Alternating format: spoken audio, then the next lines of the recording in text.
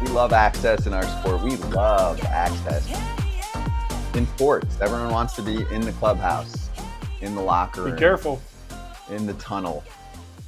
Be careful what you wish for. Or maybe you did wish for it.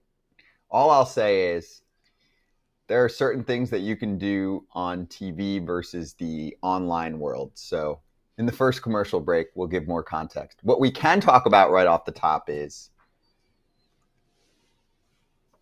sometimes MLB players do things that are rated R because it's like a frat house. Yes. I mean, you spend 8 months with somebody every day, and there's a lot of testosterone flying and things that happen that aren't necessarily meant to be shown on television. And that's why clubhouses get closed, and that's why things happen. But there are certain things like that. Every team has stuff that happens, and it's just kids. It's like boys being boys. Like, listen, a lot of people just are kids. I mean, you just don't ever have to grow up. You're playing a kid's game. So grown men act like children sometimes. Most of them don't have real jobs until either ever or after they play ball. That was different years back. Like, even for me, I was right on the cusp when I worked in the Cape Cod League and the players were playing college ball and they'd go to the Cape, and many started working there. They'd work during the day, a variety of different jobs out there, restaurant, whatever, construction-ish kind of stuff. When I was there, it like kind of started stopping where guys were like, meh, we're not really doing that anymore. Don't have to anymore. No, you got enough cash. So anyway, stay tuned. 10 minutes from now, we'll give you a little more context when Foul Territory has its 3 minutes to be a little more rated R. There is an FT shop. There are significant updates. So we want to just keep letting the people know. Baseball, the way it should be covered, is on a T-shirt. And I better see quite a few orders on that lightweight hoodie, because you know who you are. There are many people that sent us notes saying they want lightweight hoodies. So we got those cooked up special for you. Hats, the whole deal. And then other team shows will start unveiling their own FT shop. Fair Territory is going to stay on the Foul Territory shop. Even Ken's promoting his stuff. Ken's sticker's bigger than ours. Not in real life. Not in real life, it's not. Yeah, of course I'm jealous. All right. This was interesting. A story from yesterday that we covered at the top of the show already has reached a conclusion. Let's charge the mound. Charging the mound. Happy birthday, Aaron Civale. He requests a trade, and Matt Arnold delivered fast. GM for the Brewers ships him to the White Sox for Andrew Vaughn, former first-round pick for the Sox, who has not panned out for them. What do you think about this one? I told you yesterday he was going to get traded. You're like, there's no way he's going to get traded. Wait, whoa. No, that was me. I said he was getting traded. I said he was getting traded too. Oh, you said he wasn't. Oh, I said he wasn't. Listen, Scott? the one thing, certain organizations, they don't want a disgruntled employee there, and the Brewers seem like one of those. Murph's not going to put up with it. So Murph probably was like, hey, get whatever you can. They got Andrew Vaughn, who has had some success, and the Brewers need somebody that can hit. So this move makes sense. And then for Civale, people were like, oh, Civale got traded again. Like, who? To the White Sox. He got to be there for a month. If he goes out and pitches his next 5 starts and pitches really well, record aside, if he goes out and goes 5-6 innings every time, there will be a team that's in the contention that trades for him. So everyone's like, oh, Civale got traded to the White Sox. So what? If he pitches well, he'll be there for a month, and he's already built up. He's ready to go. He can go in a month and be in somewhere else. And great move by the White Sox, Kratz, because they barely have a payroll this year. So they take on a guy for a month. It's going to cost them not much in their grand scheme. And then they can actually flip him for prospects if he pitches well over the next month. And they shed a little bit of payroll with Andrew Vaughn. Andrew Vaughn was not gonna pan out.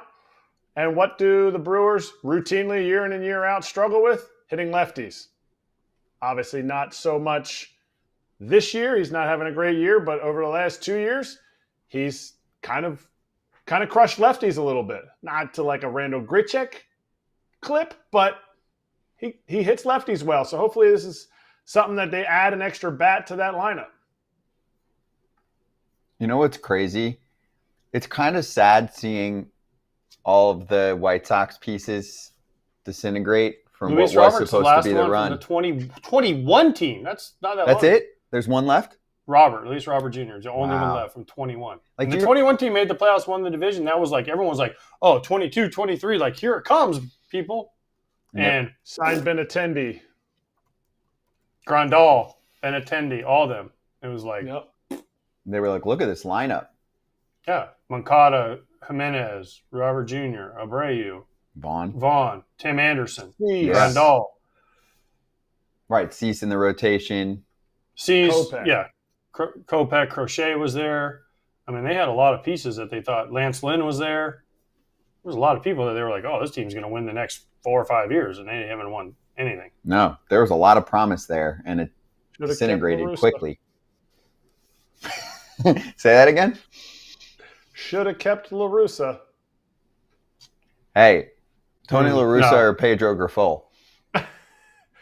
That No brainer. Yeah, but La Russa had health problems. Okay, so everyone can say whatever they want about La Russa. I'm not criticizing him. I'm being serious. But they went. Yeah, They were better with Tony than they Well, were of with course anyone they else were. since then. I mean, Pedro has to go Yes. down as the worst manager, I don't know, of all time, but he's up there. He's up there. I mean, between the things he said and the way the players reacted to him, and then the way the team responded and played, I think he has the all-time worst winning percentage of all time, or close to it. You earned it. Yeah, I mean, I don't know. and a lot of the guys that played for him are now being successful other places. Look at some teams' bullpens. You had players. I get it. You got rid of them later, but you had players. Yeah, you did. So remember last year, AJ, Eloy Jimenez got traded to the Orioles. Mm-hmm. It was Just dumped. He like, got dumped to the Orioles. dumped. Now he's in AAA with the Rays. And by the way, I just sent my lock-in to producer lady. She thumbs downed it. Talk about bad mojo. Wow. Thumbs downed it. Oh, it's definitely going to win. Thumbs downed it. Whoop. Definitely going to win. Who does that? Do you think that Andrew Vaughn can rebound? I think there's something in there. You do? Okay. Yeah. He did. Yes. He put together mostly league average offensive performance his entire career, and then this year it fell off. He hovered around between 90 and 111 OPS plus is where he's been around for 4 seasons. And now season 5, I think he's he's a at change 49. of scenery guy. Okay. For me, I think. And by the way, people in the chat reminded me that let's not forget the White Sox wanted to hire AJ Hinch, and it didn't happen. They sent out a press release with Hinch's signature on it, and they had hired Pedro Grifol. Yeah, how'd that go? I mean, I think everybody in the organization thought it was going to be Hinch until Jerry said, no, I owe Tony La Russa one, so I'm going to hire him. And there's nothing you can do about it. AJ Hinch is happy about it. I mean, yeah, I think that I think that Hinch ended up in the spot where he's winning and they're good, and yeah, It worked out. Scott Harris, yeah, But you think that Andrew Vaughn could contribute to the Yes. Brewers? Yeah. 100%, especially against lefties. I mean, they have Reese playing first, Reese Hoskins playing first base, but they need a DH right now. Their DH is Is what? Who? exactly Yeah. Yelly, I guess, but that means Yelly's going to have to play the outfield more. He's been playing the outfield some, right? So that's the question: can Yelly play the outfield enough? But I mean, he's a good bat off the bench. They can mix him in certain matchups. I think there's a lot of. I love this for Andrew Vaughn. And Milwaukee has a history of taking on dudes with a new scenery and making them work, Mm-hmm. right? So that's the other thing. And Plus, he you go can from platoon. AAA to the big leagues in a somewhat of a contending team. Right. He can platoon. Right? Put him in some good positions to hit left-handed pitching. Yeah. That should help. Yeah, I'm trying to look up where, I'll find it in a sec. StatCast numbers. He's always hit the ball hard. He's still doing it this year. Hard hit percentage, barrel percentage, average exit velo, squared up percentage. Still good. It's been good. Vaughn? Yeah. Listen, years. Vaughn, I'm telling you, he just needs to change the scenery. I mean, he's been there for a long time. There's been a lot of things that have been said and talked about with him, and it just never clicked for him there. I mean, he had some moments. There were months where he was hot as fire, and then there was months where he forgot how to hit, right? Mm-hmm. But I think if he can go to a new place and get a fresh start, the change of scenery thing doesn't work for everybody, but there are times where it's just a fresh start. It's just a fresh beginning. The grass isn't always greener, but it's new grass, right? So that just means you just get a fresh start, and you can start over. Especially, dude, he's in AAA right now. He's in Charlotte right now. Doing what? Mentoring the guys making like $6 million. Isn't he making like $6 million? He's making millions. Yeah, I mean, he's in his ARB years, so he's making millions. Yeah, so this should get him at least a much better chance with a team that also has better resources. There's no doubt that the White Sox are not there yet. So. What? That's not saying much. I know it's not saying much, but it's real. That's part of why you see guys go from these same few organizations that don't have it together yet. They hop somewhere else, and they're like, oh, this player's pretty good. Yeah. It's real. Okay. All right. We are going to get ready for our first guest of the day. We're excited to have Otto Kemp on the show from the Philadelphia Phillies. Bryce Harper hits the shelf. He gets the call. We'll bring him on coming up next on FT.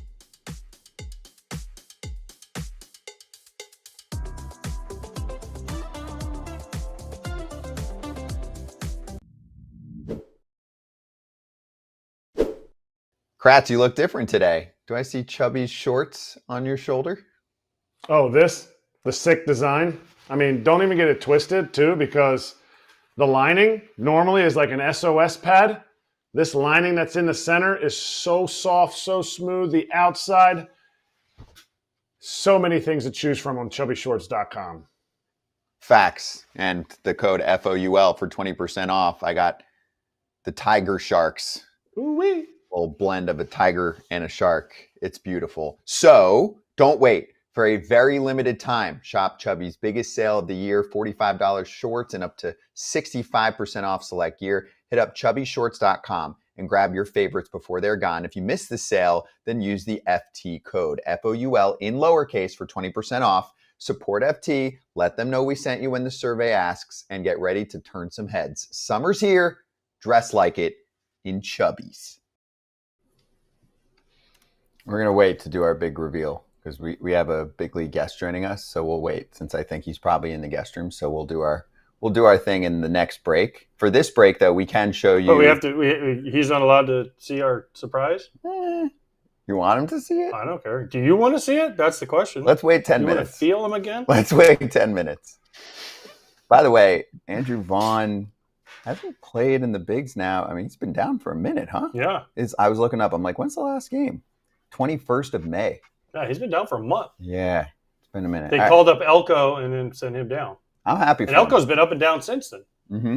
I'm happy for Andrew Vaughn. He's been on the show a few times. He's always been nice, and he does the right thing. He's good in the community. There's a lot of good to like about it. So then let's go. I'm going to ask Kratz as well. We have a minute here. Okay. Is this a failure of development? He was the third overall pick out of college. Is this a failure in development by the White Sox? That they couldn't get the third overall pick who smashed in college to have – I mean, he's been okay, but he hasn't been – When you're the third overall pick, they're like, no coach. Every coach wants to be on your coattails, and no coach wants to be like, hey, you know what? You might need to elevate the ball a little bit more. You might need to cut down your strikeouts. Whatever for him, it was he needed to learn to elevate the ball more because his hit tool he has an elite hit tool, and I think they went about it all wrong, and I think it has curtailed him into being a like top spin line drive over the shortstop guy instead of a backspin balls to the gap. We're going to keep talking about this. I want to go over the draft order from that year later, just to run through for you.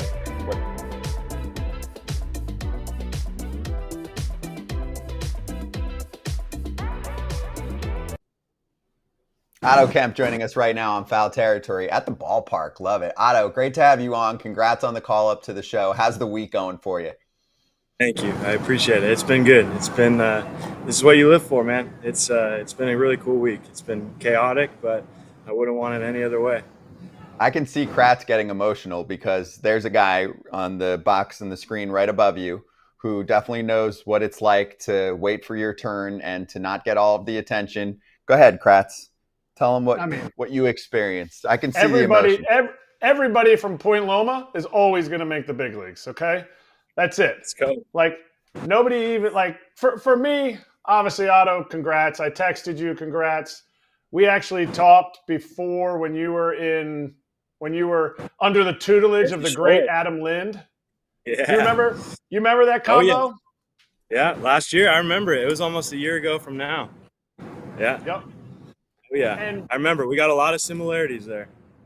Yep. I mean, you're obviously way more athletic, and I took till I was 30 to make the big leagues. But what was the big change for you? Because you went from an undrafted free agent in 22 to less than 3 years now. You're in the big leagues, and you were smashing in AAA. You crushed it ever since the day we talked. Like, I've been paying attention, and I'm like, wow, like, this dude's going to do it. What was the biggest change for you to be able to say, okay, now I can go and succeed in the big leagues? Yeah, for sure. I think it took a little bit coming from Division II school. You don't really face, like, your Friday, Saturday guys aren't the same as the Division I Friday, Saturday guys. And I only got 1 year of summer ball in while I was playing in college, so I didn't really know exactly what that competition looked like for your Friday night SEC guys or anything like that. But I think the biggest thing was just kind of catching up on, like, mentally catching up to know that I can succeed against those guys. It is a tick faster, but I think once I learned that, like, I can just be myself and try and get to just be myself on the field, but also slow it down a little bit. I feel like once I slowed down and kind of made it a thing to just try and be the same person I've been my whole life, that's kind of when it just started to click a little bit more in high A last year. Obviously, I had Lindy with me, helping me, and he's just really good at helping me keep things simple. So that's kind of just building. You know how it goes. You build off of you build from year to year specifically, but from one day, just taking it one day at a time. So I would say AA last year was when it really clicked a little bit. We made some swing adjustments, just kind of cut down some movement a little bit, and then it was like, all right, now I feel like I can catch up to some heaters. I'm hitting off speed better than I have been. Putting a little bit better swings on the ball, hitting it a little bit harder. So then it was like, all right, now I got myself, I got the swing that I believe in, and now we go, now we compete. So once that kind of clicked is when everything kind of started to fall into place. All right, I assume Anthony Contreras, AC, your manager in AAA, was the one that told you when you got called up. Who was the first person you called? I called my parents. First person they called. My wife was with me. AC came to the hotel with Lindy and Tank, and so we all got to have a moment together to celebrate and obviously say thank you to them for all they've done. And then I got to call my parents, and unfortunately I had to call them. It was like 11:30 that night. They're back in California, so they're on West Coast time, but I had to call them like 4 times. So I think they kind of got the message once I rung them a couple times that they needed to answer. Which doesn't normally happen. So I wasn't able to really keep it a secret from them. I think they knew right when they picked up. But awesome to celebrate with them. It's been a long journey to get here. So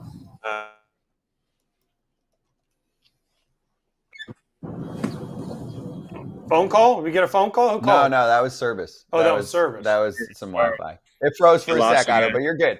It was quick. You're back. You got back. Yeah. But got to call my parents right after. It was special. We've been through a lot to get to this point, so really special to get to call them. All right, so you're in Philly. You got Schwarber, Castellanos, Turner, JT, Wheeler, Nola's injured, but then Bryce. Bryce isn't there. Is it different without Bryce around there? And does Bryce pick up the phone and call you on a daily basis and say, Otto, this week you should be looking for?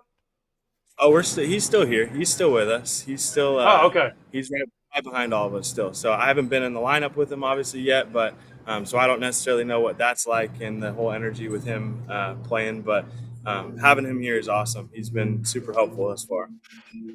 Is he brutal being on sometimes superstars are the worst when they're not playing? Are some of the guys, like the guys who know him better, I know you don't know him real well, but are some of the guys who know him like, oh my gosh, Bryce is brutal, he needs to get in the lineup?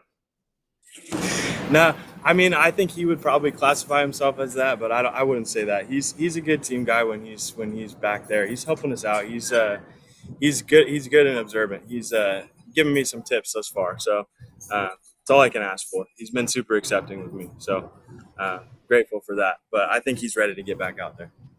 Otto, I got a quick question for you. Obviously, we can't see the field, but I just saw some stats go up on the board. Is somebody doing a live batting practice sesh here? No one's doing live batting practice, but I'll show you. This is the field. Nice. Because just up on the board, it just clicked back. That's always such a cool view. But it just showed some velo. Yeah, like right now behind you, the little stat ribbon showed up, and I thought somebody was doing a live. Like it says Cutter 89. No lives today. Probably last pitch of the game we're a couple days ago. What was your first at bat like? What was your first at bat like? What was going through your mind? Can you recreate in a sense of like, man, I remember this at bat in summer ball, or like a big at bat in a certain time? What was your first big league at bat like? First big league at bat, I would like to say it was a lot more. I got done playing about less than 24 hours before that. So we were in Charlotte, in North Carolina. So I was able to fly up, and it really felt like I still had the same feels going from the night before. So I did take a timeout before. We had 2 quick outs, so it was partially because I wanted to slow it down for our starter, but also just to take in the moment. I called the timeout. I faced Heaney that at bat, which I grew up in California. So as an Angels fan growing up, it's pretty cool for that to be the first at bat. But just called timeout, tried to soak it in for a second, and then get back to competing just right from the beginning, and try not to change anything and just be the same person that I was that got me here. So, but it was a really cool moment. All right, let's talk about your bunt. Do you bunt a lot? Did you bunt in AAA a lot? Did you bunt?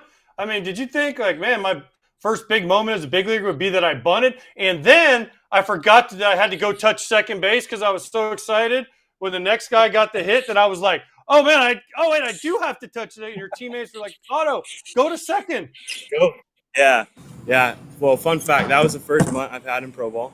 I grew up. I played in college in San Diego, so we bunted a lot. So luckily I had some good practice on that. We did bunts every day on the field, so I'm pretty comfortable with it. Just haven't pulled it out yet in pro ball.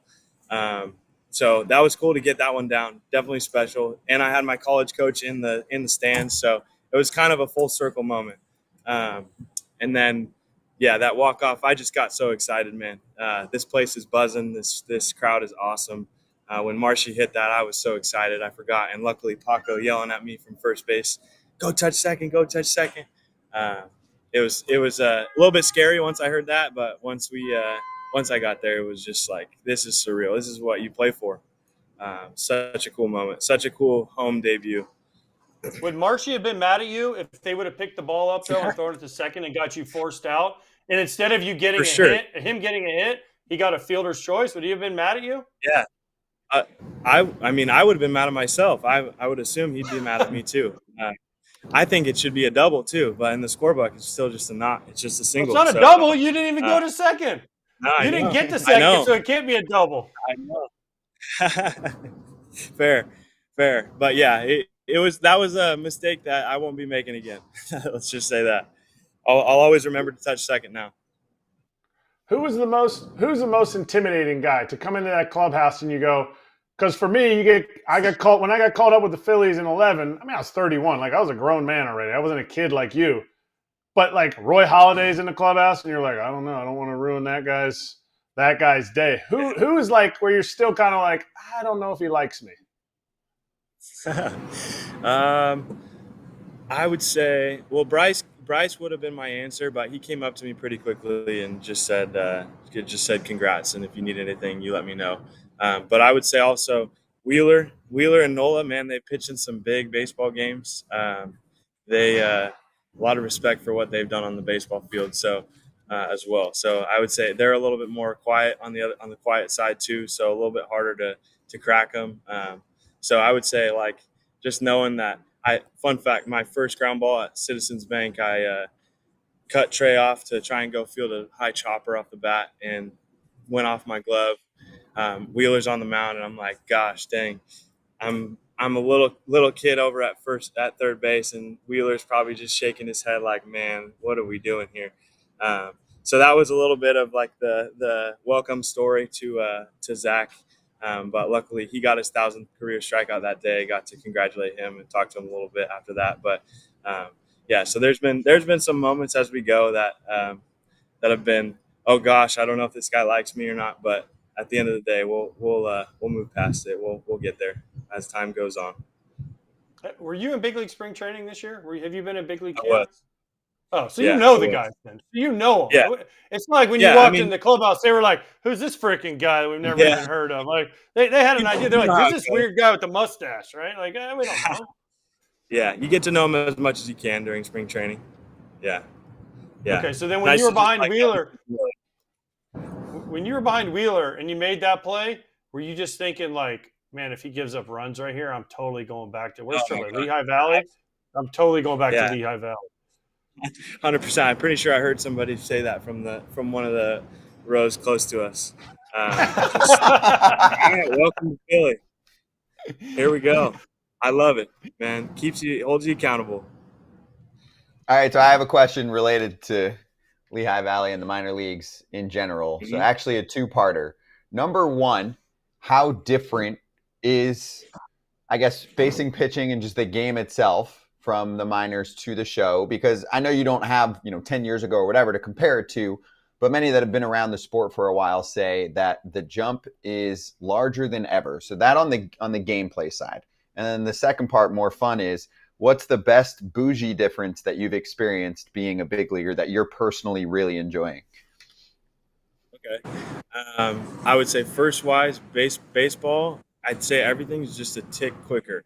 I think from what I've experienced in AAA, it seemed like everybody was 90 to 95-ish. And then here, you'll get your obviously occasional 95 pluses, but it seems like pretty much everything here is 4 to 8, 4 to 100. So just kind of a tick faster. Guys know how to run or hold runners on better. More experience everywhere around the diamonds, just sharper baseball. So I would say that's what I've seen the biggest differences. Not much in the stuff like the fastballs and whatnot, just a little bit quicker.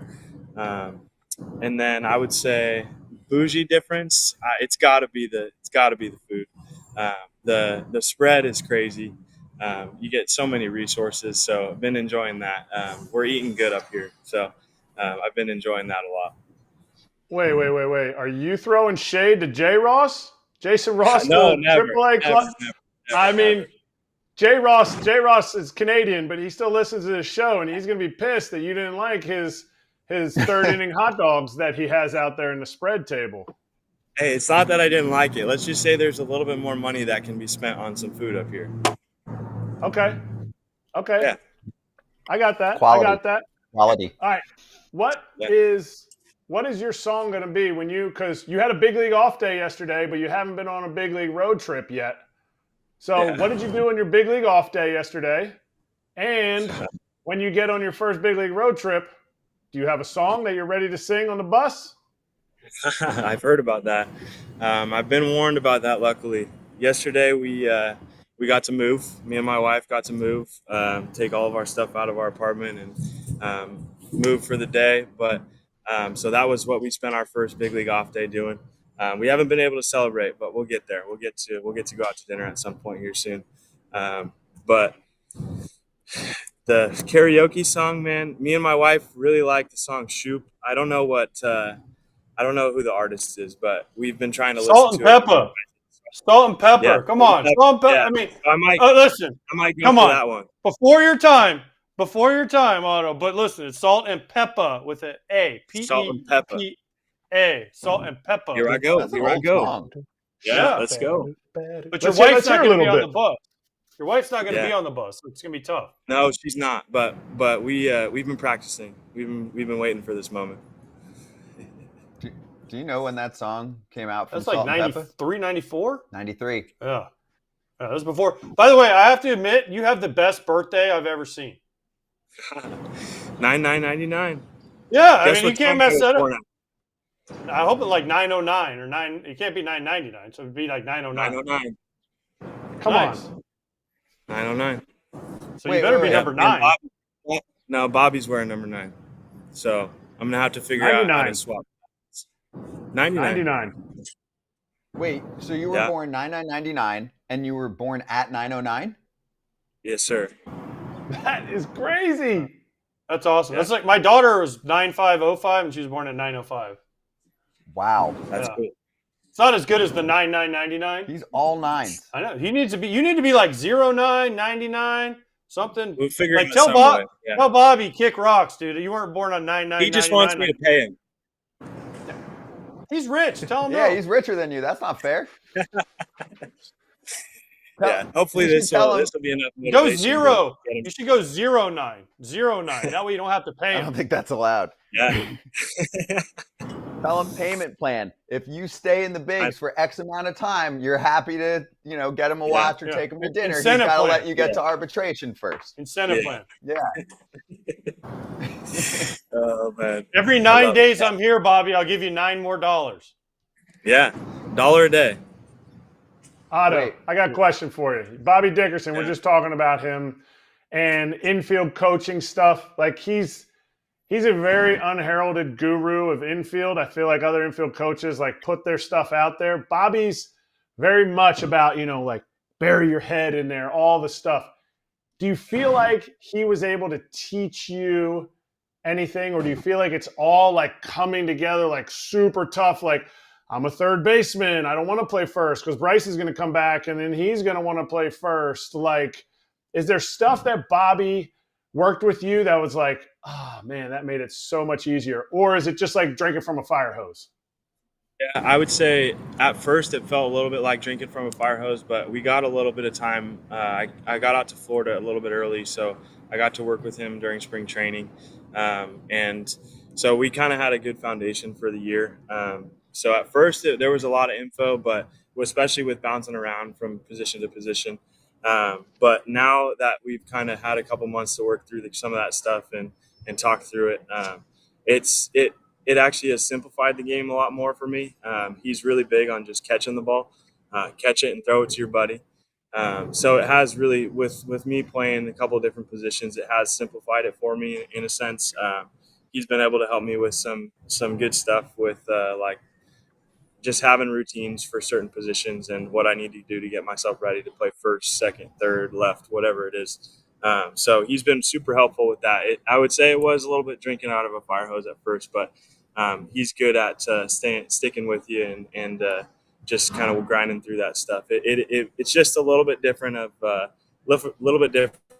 thought, trying to get me to slow down just a little bit. So I love that. Yeah. By the way, you have another teammate in Taiwan Walker who's got 99. So you could make 09 is where it's at. I'm telling you, 09. That way you don't have to ask for anybody's number. You don't have to pay anybody. Just a 0. Yeah. Just go to the clubhouse guy today and say, I don't know. It's not allowed. Why? Yes, he is. Why is he allowed? 09? Why not? Who has 09? Someone had 00, didn't they?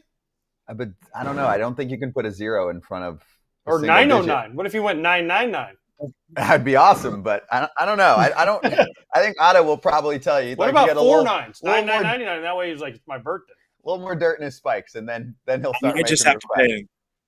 Yeah. Yeah. But the problem is if you wait too long and then you blow up, then MLB won't let you switch numbers because they'll say, "Oh, you got to buy all the Kemp jerseys running around." Right? So that's why you got to start it young. Mm-hmm. Yeah. Okay. Wait, last one. I know we're hung up on this at the finish line, but did you wear 9 in the minors? I wore it on I wore it in Clearwater, low A. Okay. But that was it. Yeah, that was it. So I feel like that's That was got to my be a first thing. number, 9. 9. Yeah. I tried to stick with like multiples of 9, but it's just not the same. So No. Yeah. Unless it's 999, that's a multiple of 9. Or 09 is a multiple of 9. Yeah. No, 99. What if you put 0 plus 9? These are just not realistic things. It's not winter ball. They do Yeah, that. exactly. Nobody's tried it yet. How do we know they're not allowed? No one's tried it yet. I just The feel NFL just switched all their numbers where quarterbacks can wear 99. True. So why can't baseball do it? That's something you would do, 10 years into the show. I feel like Otto's going to, play out the season and then we'll talk. I'm trying to save him money. It's true. I appreciate that. that. Well, Otto, awesome story. We looked back. So we were at the Jersey Shore game on May 31st for the Blue Claws. So it's been almost exactly a year. Really cool to talk to you in this moment. Keep doing your thing. We're watching. We're excited. We're rooting for you. And thanks for stopping by. Absolutely. Thank you guys. Thanks for having me. Yeah, of course. Appreciate you. We'll be right back, FT fam. Nice.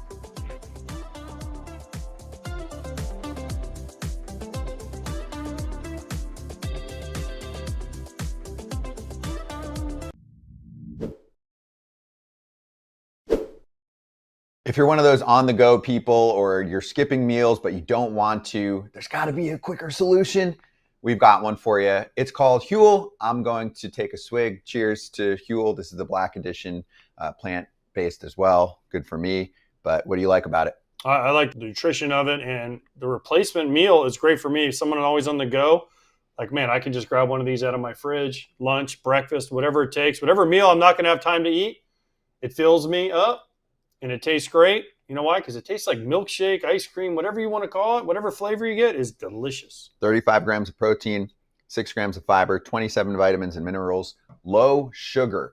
You can get yourself 15% off plus a free gift for new customers using the exclusive FT code FOUL, F-O-U-L, at Huel.com/FOUL. Please see our description for terms and conditions. Skip the stress, not the nutrition. Try Huel today for complete nutrition, bottled. Okay, now let's talk about the Cubs game. First off, Pete Crow Armstrong matches the 9th highest pitch hit for a home run this season. He also has the 2 lowest. So good luck vertically pitching to PCA, who is very much an MVP candidate. Cubs offense is humming. Pretty nice. When you have an okay offense and you add Kyle Tucker and a PCA like this. But most importantly, unless you have a comment. That's his discipline. Yeah? That's a discipline thing they talk about. What, going? He swings at everything. They're like, oh, he's not plate disciplined. But if you can hit it over your head and in the dirt, why does it matter? Vlad Guerrero wasn't disciplined. He did okay. Yeah, that's why. Don't obsess too much for every single player over their chase percentage because some guys can chase and thrive. Anyway, yesterday's game also featured Justin Turner showing off an item in the tunnel, which he thought was his safe space, but it wasn't. So it made it on the airwaves. What was that item? He sent it to you. He did. It's what Scott likes to have. He pulled these out. Well, I am a male, so I'm not putting these too close because someone will make a bad gift. But yes. You saw where Justin placed them. How do you have that? Okay, so how do I have? I just happen to have these in my garage, and by the way, they have hair on them and everything. It's kind of creepy. I have these because somebody sent these to me, and I don't know who sent these to me. Rando? One day in the mail, this came in mail. Mm-hmm. It was UPS. How long ago? Oh, when you were playing? Years. Okay. They've just been sitting in my garage. Oh. You could see the hair. You could see the hair. Randy put it right next to your face. It was so gross. Oh, yeah. Kratz, it's movie quality, Kratz. No, I mean, seriously, Scott had these things on his forehead earlier, and he could tell you all about the hair. But I think you're obviously supposed to tie him. You're obviously supposed to tie this to something, right? But, I mean, that is a long sack. That's a big old sack of nuts. Justin Turner was messing around with them. These were smaller, though. A little bit. Sorry, Justin. Yeah. Mine's bigger. That's so random, though. Justin's just – there's this shot of him in the tunnel, and he's just flopping around, and the broadcast was all over it. What? Clubhouse fun. Yeah. Broadcast should not have shown that. I don't know. Whoever sent those to me, I've had them for years. I've never known what to do with them. Now I know. Fantastic. All right, we're back. Let's go over, I think, the headliner from last night as far as the game was concerned. Jacob Misiorowski. Nice. Well, is this like one of the most Brewer things of all time? 5 no-hit innings and he hurts his ankle on the mound. He sprains his ankle on the mound. Yeah, but they said it was calf. Dude, that was a sprain. I mean, if you watch his ankle, that's a sprained ankle. They said after the game, cramping in his quad and his calf. And maybe that caused him to twist off the mound ankle at the end there. But he technically was removed due to injury, but they said he's fine. Kratz, 5 shutout innings, no hits allowed, 6-0 win. Stuff was tight, 101, 102. The secondary stuff's really good, too. So just because he's popping on the radar gun doesn't mean that he doesn't have secondaries to die for. And the question has always been, can he throw strikes? He's starting to throw more strikes. I know someone named Randy Johnson who couldn't throw a strike for his life. In the big leagues for a minute, they let him marinate. And it looks like so far, in one start, it's going to work.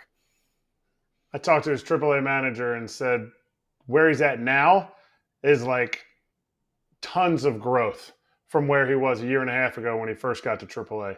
And so you think a guy that's that tall, long limbs is going to continue to learn, but the stuff is it's unbelievable to have that kind of arm at his age and just call that up from the minor leagues. His first strikeout was a 96-mile-an-hour slider. And I'm like, no way. It was a cutter. You look at the spin, it was that right there. It was a slider, and it slid at 96 miles an hour. He threw 14 pitches over 100 miles an hour. Since 2008, I read this stat last night, the Brewers have had 8 starting pitches, not starting pitchers, pitches thrown by starters over 100 miles an hour. He threw 14 last night. Crazy stat. That was hard. But he's got secondary stuff too. No, listen. This is why they called him up. They're hoping it gives them a shot in the arm because they need starting pitching help. And if he can do this every 5 days, it's a huge deal for the Brewers. Because what do we say with the Brewers? Well, first of all, they got Andrew Vaughn, who hopefully will help their offense. But pitching-wise, we talk about how they're banged up. No Woodruff, no Nestor Cortez, right? Tobias Myers is in AAA. But they traded Civale because they didn't have room. Yes, but for him and Miz. What's Alexander? Is it Alexander that's in AAA too? That pitched, had a couple of nice starts for him. Logan Henderson. Sorry. He was fire for them. I know he's not even there, but no. But they don't know how much depth they have. That's why Civale went to the bullpen. Now he's on the White Sox because they're counting on him. I think they if he do pitches have like depth. this. It's not like they're full of ones, but they have guys who can start games. And by the way, their parents wearing the Miz shirts. Yeah, Like, I don't know if they know about the Miz on wrestling, but like I'm sure they know. Miz has been around for a minute. I know, but like, is that how we want to model our? Yes. Yes. What? What's wrong with the Miz? He's kind of He's a heel. He's a heel. Yeah, he's definitely a heel. Yeah. He's made a great living out of doing it too. He has. He was a reality star for years too. 7-hour drive from Missouri, obviously no big deal for the Miz parents, Tom and Crystal. And they said they know of 32 people that traveled to Milwaukee for the game. And they had T-shirts ready. Here for the Miz. That's a good nickname. And we don't have it in baseball. Yeah. And also, there can be 2 Mizes. Can there? Yeah. Also, you can't nickname yourself. Let's just throw that out there. I'm sure other people have called him the Miz. Well, I know. Right? Yeah. And then that nickname is already taken, though. That's kind of more. But I don't know, Kratz. Should be like Ski. How many innings do you think his no-hit start to his career lasts? 7. So 2 more? Yeah. Who's he face next start? I don't know. But bottom third of the line. I mean, it's such a random question. Bottom third of the lineup in the next start. I don't know. One more thing. I just want to show Lance Sprozdowski, who breaks down the secondary stuff. He said for the breaking ball, 88-mile-an-hour average. The vertical break, he said, is the best in baseball. No other breaking ball in MLB this year, averaging over 87 miles an hour, has more vertical break. How tall is he? He's like 6'7"? 6'7", and I don't think he's 200 pounds. He's skinny. It looks like he ties his shoes standing up, too. Like, his arms look so long. He looks like he's still learning how to use his body and everything. But that hard of a breaking ball with that much movement is crazy. It's good luck, Poppy. Yeah, exactly. 6'7", 197. Good job by the Brewers front office to let him get right with the control, because they were probably tempted over the last couple of years to bring him up, and they let him get to a spot that they felt was right. Ken Rosenthal, FT Senior Insider, joining us next. If you have a question, let us know quickly.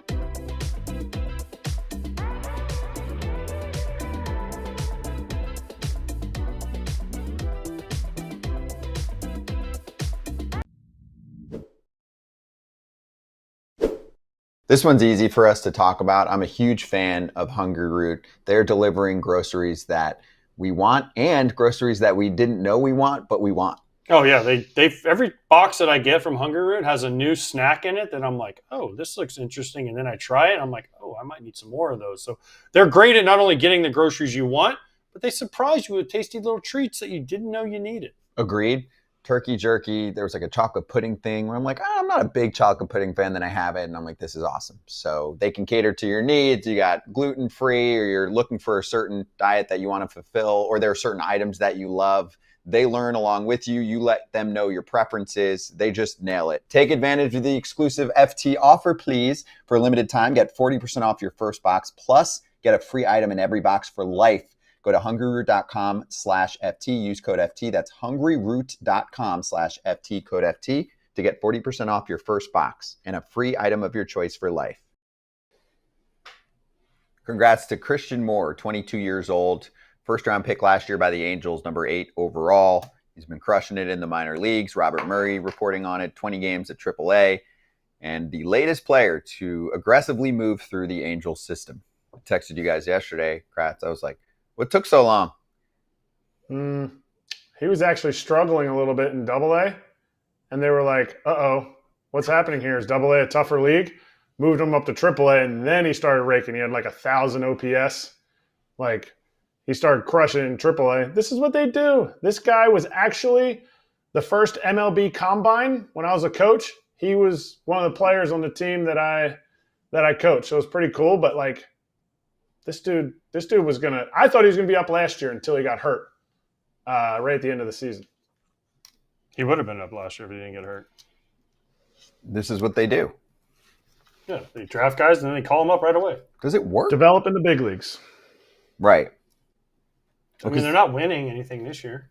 Yeah, and I mean, I'm sure their minor league resources are not the best. We know the owner does not really believe in stuff like that. So maybe it's better to develop them up there with this org. Seriously. That's all you got. I mean, congratulations. See how he does. Yeah. That's it. What else? Cool. Like he was in college last year. But that's my thing. I mean, it makes it interesting because people are like, damn, they just call everybody up so quickly. It's not what most organizations do. Is it working?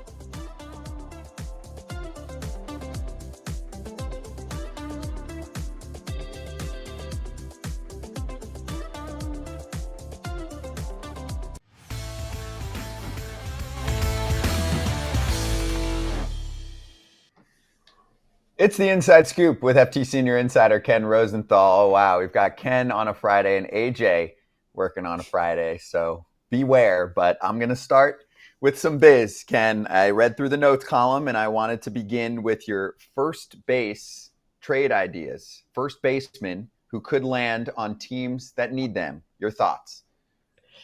Well, I said in the column that I generally hate playing a guessing game, saying, this player might fit here.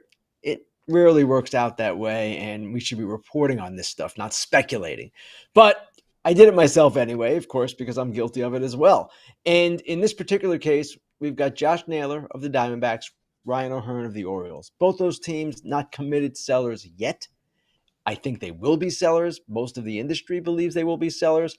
And there are 3 teams with obvious needs at first base. San Francisco is one, DFA'd Lamont Wade Jr., and they've got Dominic Smith now. Good game last night, but he's more of a stopgap. Seattle is another. Rowdy Tellez has hit some home runs. On base is really low. And then Boston, we know all about Boston and them needing a first baseman. So it seems to me that those teams should be in on those guys, but who knows what the next 7 weeks might bring. And that's the caveat here with all of this trade talk right now. It's really early. Now, there was a trade today, obviously, but that was a very unique situation. But so much is going to play out over the next 7 weeks. I wrote about Alcantara yesterday and how he looked better in his last 2 starts, admittedly against Colorado and Pittsburgh. But going forward, he's got a chance now to restore his value, to become the pitcher that we all thought he would be. Maybe not right away coming off Tommy John, but certainly in some reasonable time frame. So here we go. Ken, we talked heavily about Civale in his trade request, and I said he was going to get traded. Kratz didn't think the Brewers would trade him, but the Brewers aren't a team to sit around and have someone, that's not happy there stick around. So I applaud them for doing it. But why don't we see more of this in Major League Baseball? It happens in other sports. You see it in football. You see it in basketball. But in baseball, this doesn't happen as often. Why not? The deadline drives so much activity. And it's like anything else in life, AJ, people don't move until they have a deadline. And in this case of Civale, it was a different situation. It was different because they had a seeming surplus of starters. He was bumped from the rotation. He is a potential free agent who wants to continue starting. So he asked for a trade, and the Brewers honored his request. And it did happen more quickly than I thought. I thought this would need some time to play out. But the White Sox surely want a veteran starter, and they can flip Civale if he performs well over the next 7 weeks. It was a good deal for them, and for the Brewers, they get a guy in Andrew Vaughn. I do not know what has happened to Andrew Vaughn, number 3 pick in the draft not so long ago, but maybe he goes to AAA, finds himself a little bit, and contributes to the Brewers down the stretch. Does this make a change? Because NBA, this happens all the time. Football, you hear about, oh, I'm not happy, I'm going to... Baseball, this is rare that it gets out. I'm not saying it's not happening behind the scenes, but do you feel like this is a shift, or is it such a unique situation where Civale's on a free agent year, he's not a big name, but he was upset and it came out? It's somewhat unique, and we were tipped off yesterday that he had requested the trade. His agent confirmed it. I went to the agent with the information. So we were going to go with it anyway, but he did confirm it. And it is unusual that it does get public for whatever reason. And teams, of course, love their secrets. They love them more than anything. And players generally don't want to look bad. And Civale, you could possibly say, looked bad for this, although it was certainly understandable why he would want a trade in the circumstance he was in. So it doesn't get out much. It does happen behind the scenes. I would expect more often than not in situations like this, where a player is kind of boxed in, where his opportunity has been taken away or isn't there in the first place. And that's why you see deals of this nature occur. Ken, what did you think of the other side of this one? Andrew Vaughn moves over to the Brewers, and we were talking about how it's kind of, I don't want to say sad, but just wild to see how quickly the game changes in terms of teams. And obviously the White Sox have been terrible for the last couple of years, but Eloy Jimenez kind of given away last year, and now Vaughn, who's been down in AAA, moving on to the Brewers. What do you think of that side of the story? Scott, that's an interesting way to look at it, because the White Sox at one time, not long ago, 21, had this core of Vaughn, Jimenez, Tim Anderson, Yohan Moncada, all of these players, and right now pretty much all of them are gone. Vaughn is a guy that it's a little bit of a mystery to me what has happened, and I will admit I have not followed it as closely as perhaps I should have, but a change of scenery in this particular player's case might be a very good thing, because he is not a player without talent. He would not have been the number 3 pick in the draft if he lacked talent. But for whatever reason, over the last several years, it has just gone south for him. Maybe the environment's part of it. They certainly can't blame it all on that. It's on the player. It'll be interesting to see now if, with this change of scenery, he somehow revives. And we'll see. It's something that will play out here over the next several weeks and months. And if he does revive, then for the Brewers, this was terrific. You talked about an environment that he was put into. He was put into a playoff environment right there in 21 right away. So he was around a successful team. Is this more, and AJ kind of asked me the same question, I didn't really know the answer early. Is this more an indictment on developing kids at the big leagues for the White Sox, or lack of developing them in the minor leagues and then getting them called up? Because if you say it's the minor leagues, they took that guy and then made him the GM of the big league team now. I don't have an answer for that, Erik. I don't know exactly the percentage of blame, how to allocate it, but certainly you're accurate in saying that the general manager of the White Sox, Chris Getz, used to be their farm director. Now, if I recall, Andrew Vaughn was not in the minor leagues very long. So whether it's a failure of development, whether he just stalled for whatever reason, again, I'm not entirely sure. Actually made some calls on this today, asking around, because I'd like to know what happened. Haven't found out yet, haven't gotten those calls back. So again, whatever the answer might be there, he has a fresh start here. He has an opportunity to do some good things, and the Brewers are going to give him that opportunity. They badly need offense, so if he does anything at all at AAA, I would expect that they give him a chance to contribute at the major league level. Ken, I've got a super chat question. It's a good one here from Alex. I'm going to do this while I ask it because this will probably be a factor. With Willy Adames having a bad year at the plate, will this prevent any big bats from wanting to sign in the future with San Francisco? Well, I know why you were rubbing your fingers, Scott, because obviously players go where the money is. And if the Giants make the best offer for a free agent bat, they're going to get, in many cases, as long as it's the best offer, the free agent bat. That's how this thing works. And I don't know that Willy Adames had any other suitors at the level where the Giants were. Now, again, are we talking about the ballpark here, or are we talking about the player? And are we talking about the adjustment in a free agent scenario, much like Juan Soto went through with the Mets? Sometimes it takes guys time. And Willy Adames of late has been a little bit better. He's hit some home runs, hit some balls hard. So I expect him to still be a good player for them this year. Willy Adames was never a superstar. He was a good player, good offensive player, good defender. But to ask him to be something more than that is probably asking too much. So you certainly can ask for more than they've gotten, and they should get more than they've gotten. But at the same time, I don't know that it affects anything in the future as far as free agent recruiting with the Giants. By the way, you can't blame – everyone wants to blame everything on the park. Like, he's off to a rough start. I mean, Look at him before he went to the Brewers. He wasn't that great. Like, before he went to the Brewers, figured something out. Now he's not on the Brewers anymore. Stuff happens. I don't know. But he got paid, so good for him. Good for you, Willie. Good for you. But let's talk about another guy who took a chance and went to a place where, pitching is supposed to be hard to do. Ryan Yarbrough went to the Yankees, right? No one's supposed to be able to pitch in Yankee Stadium. It's a home run hitter's park. He's doing okay, and he's thriving after leaving the Blue Jays. Yeah, I wrote about him today, and it's an interesting story because the Jays had a chance to keep him, and when spring training ended, they basically asked him for a clause in his minor league deal in which if they added him to the major league roster, they would have 45 days to evaluate him and then release him if they didn't want him, terminate the deal right there, not owe him any more money. He signs the same deal with the Yankees, essentially. The incentives were a little bit different. That's it. And I asked him why, and he said, well, with the Blue Jays, I had proven myself in the final 2 months of last year. I didn't know why they would want that from me. With the Yankees, okay. They haven't seen me. It's a new team. I'm willing to take that same thing, that 45-day risk where I could get terminated.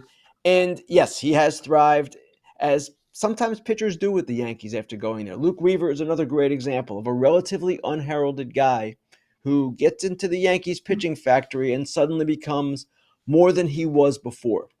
That's what we've seen from Yarbrough so far. Now, admittedly, it's not a lengthy sample size, but he had 5 really good starts before last weekend against Boston where he allowed 8 runs in 4 innings. He faces the Red Sox again tonight. Historically has had huge problems with the Red Sox. So we'll see. But for the Yankees, it proved to be at least somewhat of a good move for the first several months of the season. And the Jays, it turns out, could have used a guy like that. Even as well as they're playing, they still could use a guy like Ryan Yarbrough, who has, over the years, proven to be a pretty difficult guy to hit, even though he doesn't throw very hard.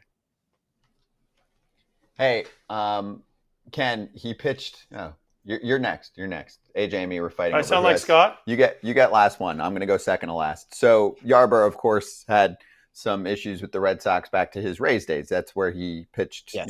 most of the beginning of his career, first half of his career, whatever you want to call it. I did want to get to what you wrote about in your notes column on the Rays, because I think there's a larger discussion at play. Sometimes people look at the Rays and think they're the forward-thinking org, so they kind of walk everyone into openers and using up your bullpen as much as possible. And then, boom, this year, their starters are more useful than maybe any rotation in baseball. So what did you write about? What do you think about the direction where they're heading? It's a really interesting development to see them leading the league in rotation innings. And with the Rays, when they were using openers and introducing that and bulk pitchers, the way Erik Neander, their president of baseball operations, explains it, they were trying to develop guys. They wanted relievers pitching at the start of the game, maybe to release the pressure on them a little bit. Granted, there's pressure at the start of the game, but it's not quite the same as a tie game in the 8th inning. They also didn't have starters to go 7 or 8 innings, and some of the guys who were developing they wanted to use in bulk roles so they wouldn't have to face the top of the order 3 times. Just the 2 times perhaps, and then get through it and get out of there. Now they have the capability, because of the personnel that they have, to do more, to have a traditional rotation.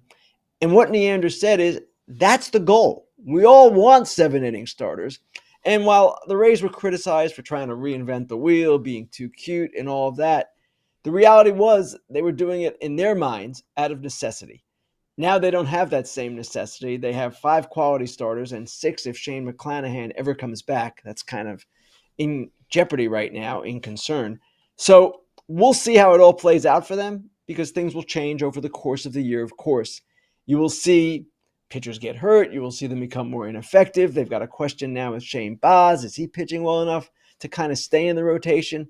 But the Rays have gotten a ton of work out of their starters, and it's been beneficial to them. And as Neander said, again, it's the goal all along. It's just you have to have the capability to do it, the right pitchers to do it with.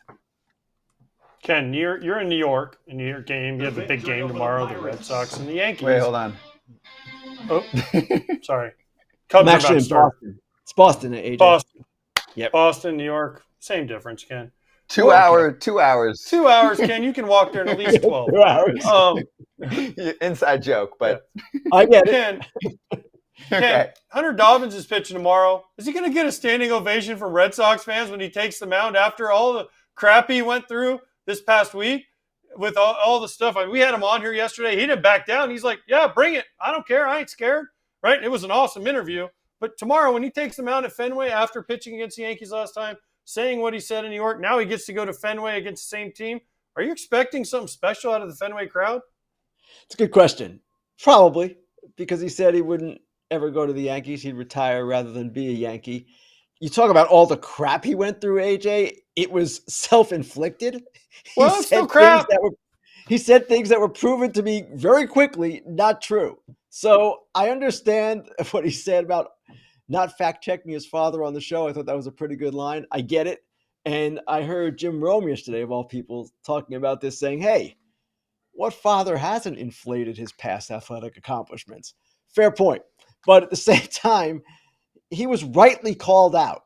When you say things that aren't true, I'm sorry. Yes, it's fair for reporters to check and see, wait, what is he talking about here? So that's what happened. Whether he's a hero to Red Sox Nation because of it, guys have been a hero for dumber reasons. So all the power to him if that's the case. Have you lied to your kids, Ken, about your athletic accomplishments? That's what I want to know. Have you inflated yours? Yours? There, AJ, and you know what? The answer is no, because there's nothing to speak of. There's nothing. You weren't even good at like tiddlywinks or jacks I was or the anything. last guy. All right, AJ. Here, I'll give you. So you could say I was the last guy picked in basketball. Ken, we get? No. I was the last guy on the worst soccer team on Long Island, and my senior year, because I was 3'6", the coach wanted to play me on JV for a 4th straight year, and I said, "No, please put me on varsity, even if I got to be on the bench. I want to be with my friends." And that's what it was. So there were no athletic accomplishments to speak of, AJ. I don't have to lie about anything. Okay? Varsity soccer. But wait, hold up. You can play JV your 4 years? I didn't know you could play JV as a senior. They must have different rules in New York. Yeah, junior varsity. As a senior? You can. I mean, I never heard of that. I guess. Yeah. Well, you never saw a player like me, AJ. True. Hopefully we never see another one. Ken, that's exactly like my big league career. I was like, I am sick of being in AAA. I want to be up in the big leagues with my friends. So they were like, go for it. Yep.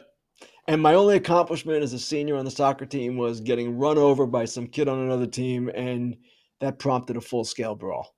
That was it. That's my. So we are similar, Ken. So we are similar then. We are somewhat similar. Wow. So that was the victim. There was an actual fight on the field after that? Oh, yeah. Okay. So your teammates stood up for you, or they felt sorry for you and had to protect you? Which one was it? Stood up for me, AJ, because they love me. Yep. There's the overinflation. There it is. There's the overinflation of their athletic career. Right there. We just got them to do it. See, this is how we set you up. Well, this is it. You can say, my senior year on varsity, I incited a brawl. Nothing That's wrong. factual. That's it. That's factual. Stop. It's not cool, you said? No, it's factual. No, It's factual. Yeah. It's factual. Exactly.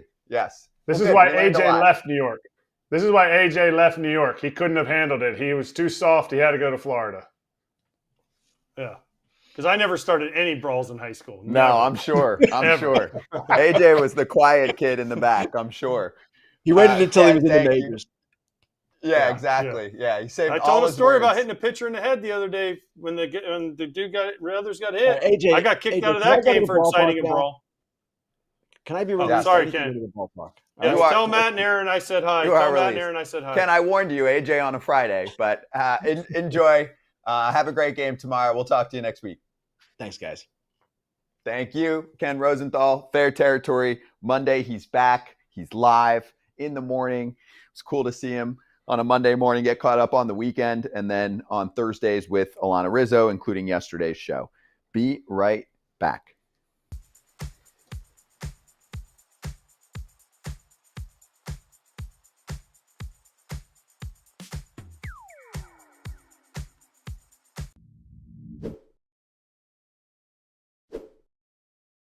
It's summertime, and if you want to let it all flow out, but the hair is thinning, there is a solution for you. In Kratz, it's called Nutrafol. Tell the people what they need to do. It's easy. You just got to hit up Nutrafol.com and use our code FOUL. And I'll tell you why, because you're going to have thicker hair. That's it. If that's your desire, you want thicker hair, there's no other place to go than Nutrafol.com and use the code FOUL for us. #1 dermatologist recommended hair growth supplement brand trusted by over 1.5 million people. See thicker, stronger, faster growing hair with less shedding in just 3 to 6 months with Nutrafol. For a limited time, they're offering the FT fam $10 off your first month's subscription and free shipping when you go to Nutrafol.com and you enter the promo code FOUL, F-O-U-L. Find out why over 4,500 healthcare professionals and stylists recommend Nutrafol for healthier hair. Kodai Senga to the injured list as he hurt his hamstring reaching for a baseball tossed by Pete Alonso. Covers, gets on the bag, but goes down. We were watching it actually during the show yesterday, immediately to the IL. I mean, here's the thing with the Mets. Best record in baseball. They've won 6 games in a row. Their starting staff's been nails.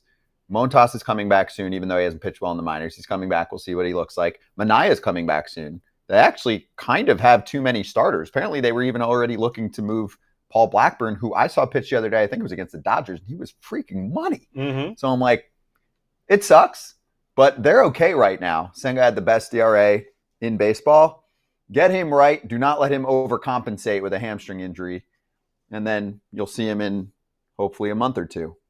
I don't know how severe it is. I don't think it's come out yet, but good for them. Not good. Depth but is a good thing.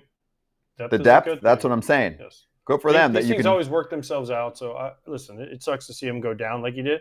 Reminds me of when he pulled his calf last year. Wasn't his calf when he hurt himself? Yes. I mean, he went down like, ow. Ow. Ow. As soon as you say it, just ow, ow, ow, Yeah. ow. He got the out, though. That you're going to get the classic position players going to him like, hey, that's You're why not an athlete. you're not an athlete. Because like technically, I mean, sure. Like there's a lot of people that could do that and be okay. Make a grab like that and not go down with a hammy injury, but that's not What's a something he hamstring? normally does. A what? How do you pull a hamstring? I don't know. I don't know because I've never done it, Scott. I don't either.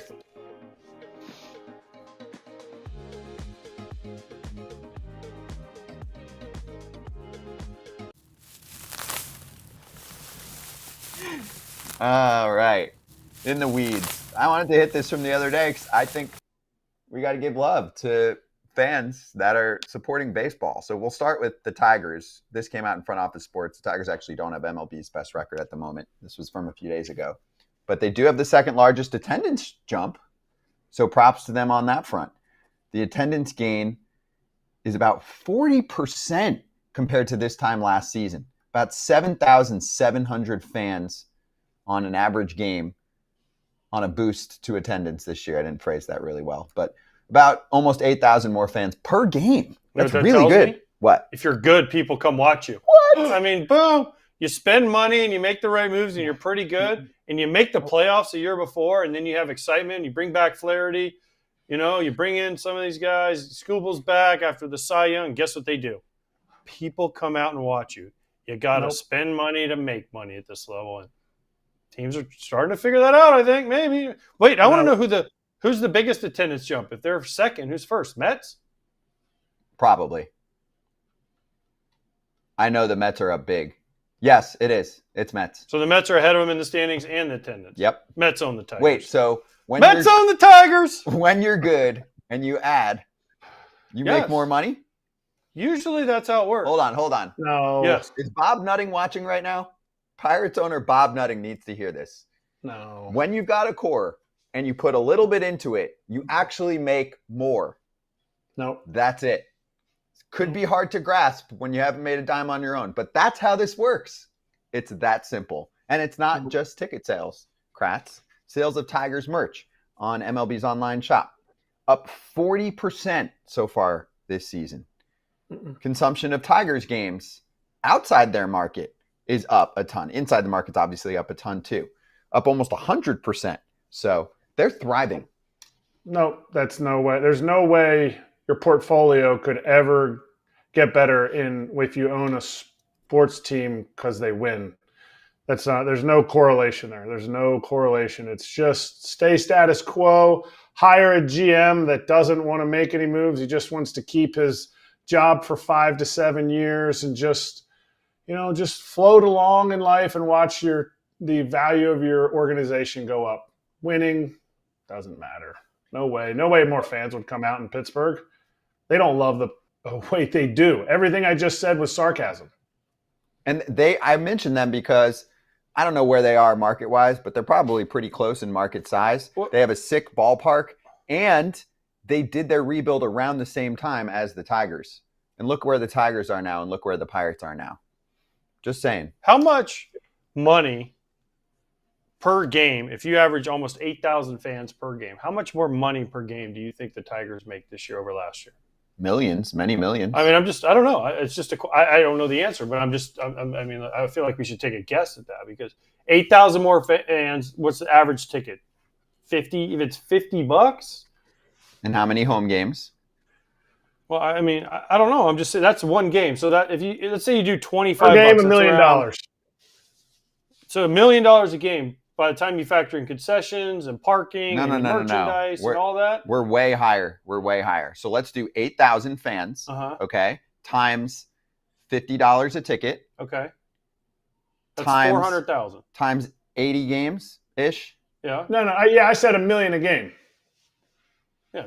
Well, I'm already at, and they make a ton on food and everything else. We're already at $32 million. That's just before ticket food. sales. You can probably double that on food, merch, etc. So we're at them making maybe $70 million more. What? Isn't that what I said? I don't know. I got to be honest. I usually do listen to you, but I was doing math. No, but so I had to focus, Kratz. You were I was an mathing. okay student. How much did they spend? I mean, that 70 million isn't. They're making more than that because then if they get to the postseason and plus the advertising rates of their games because the viewership goes up. You sell more on ads. You sell more on sponsorships, billboards, everything, right? Yes. So call it 100. They didn't spend 100 this offseason. And even if they did, they're still going to make. I guarantee they're going to make more than that. They got Flaherty. They got Glaber. They tried to get Bregman. Yeah. But they got Tommy Kahnle. Add all that up. That's it's not like even 50. close. But this is the point. The Pirates could do the same thing to a T, right? The Pirates don't have as good of a core, though. What? No. But they could have done the same thing. They don't have as thing. good of a core. I'm sorry. They don't. They don't have as good of a core as what the Tigers have right now. Yeah, but they could have. Right? The Tigers built this whole core originally around Casey Mize, Jackson Joe. There was like 3 prime pitching candidates. Exactly what the Pirates are doing. Yeah, but I'm talking position player wise. Riley Green, Spencer Torkelson, Kerry Carpenter, Parker Meadows. They already had Baez, right? I mean, so why didn't they have it? Why don't they have what? They're better players than what the Pirates have. Why don't the Pirates ever make any position players ever since? I mean, Ke'Bryan Hayes, they paid him. What's happened with that? They were like, oh, this is going to be the real deal. Ryan Reynolds, O'Neal Cruz, Like, they had guys that were going to be the guys. They drafted Henry Davis 1-1. Somewhere in there, somewhere in the drafting to the developing guys to be big leaguers, they're falling flat on their face, in my opinion. Well, that's my point. The Tigers have better players. That's why the Pirates can't do this, because the Tigers have better players. Whether there's development, draft, whatever you want to call it, they have better players than the Pirates do. Yeah, but I'm saying if the Pirates spent like the Tigers spent this past offseason, is there a chance that they'd be involved? They'd be better than what they are right now. Of course. They'd be better.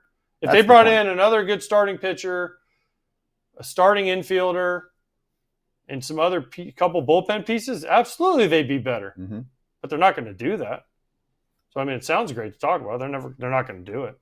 2021, by the way, when they picked Davis, Jackson Jobe was picked by the Tigers 3rd overall. Obviously, Jobe is now going to be out for a season and a half, but he's got a chance to be a top-end starter. Yeah. Tigers have been doing it right. So, I mean, Henry Davis wasn't a catcher. Then they tried to make him a catcher. He could hit when he wasn't catching. Now he's catching and he can't hit. It's like, which one is it? he'll change scenery. You can't miss on 1-1. I'm sorry. You cannot miss on 1-1. I agree. One other thing, and you can definitely comment on this. We talked about it for a second the other day. We've got Yankees Red Sox again this weekend. Fox Sports had announced after last weekend that they had 3 million plus viewers for Baseball Night in America, highlighted, of course, by Red Sox Yankees. Don't overlook AJ's. Don't overlook my Padres game. Brewers game. It was actually a great game, but it was actually a lot better of a game. Yes, it was. Other one was 10-7. That's included in there, by the way. I just want you to know our 10 homes that watched. I know, but I think we went to 3.7% of the country. Okay, but it was the most watched regular season telecast on any network since 2002. There's all kinds of good stuff, and sometimes the press releases are what they are. But I read through most watched since a game between those two in 2022. It was their best performance for a Saturday telecast since a June 2018 game between the Cubs and the Cardinals, and that overall viewership is up 61% over last year's average. So ratings are up, and Yankees Red Sox still sells. People always ask, why do you only do the Red Sox and the Yankees? Because people watch. People watch. Every time they put it on, people still watch. That's why, listen, players complain all the time. Well, we got Friday Night Apple, we got Saturday Fox, and we got Sunday Night Baseball. Guess what? If you're on a crappy team, guess what you don't get? Friday Night Apple, Saturday Night Fox, Sunday Night ESPN. Trust me, I was on the White Sox, I was on the Twins. We weren't on any of that stuff when we weren't very good. We were good, we stuck in on those. And then you have the other side where there's players even in the playoffs who would be like, "Oh, we're playing the early game." And it's like, "Well, what do you want? You want to be on a big Brewers team? Rockies? Guess what you're getting? Yeah, you're getting the 1 p.m. game. I'm sorry, you are. I'm sorry, you are. You're getting the early slot. That is a big wham for me too. You play when you play, but also this is just how money works. It'd be like complaining about anything else in life. Like there's about 7 teams probably in MLB that outrate. It's Mets, Yankees, Red Sox, Dodgers, Cubs, Cardinals, Phillies. Phillies are good. And then Giants, when they're good, you can throw them in. Yep. So there's 8 right there that outrate pretty much everybody across the board. Mm-hmm. Sorry, that's just the way it works. That's why when you turn on Sunday Night Baseball, Fox Saturday, Apple, they try to get those teams. But see, then you look at Toronto. Toronto's never on those. That's a different story because you don't get half the ratings because they're in Canada, so it doesn't count. That's why you never see them on that stuff. But that's different. Okay, let's break because I want to talk about the St. Louis Cardinals with their skipper, Oli Marmol, joining us next.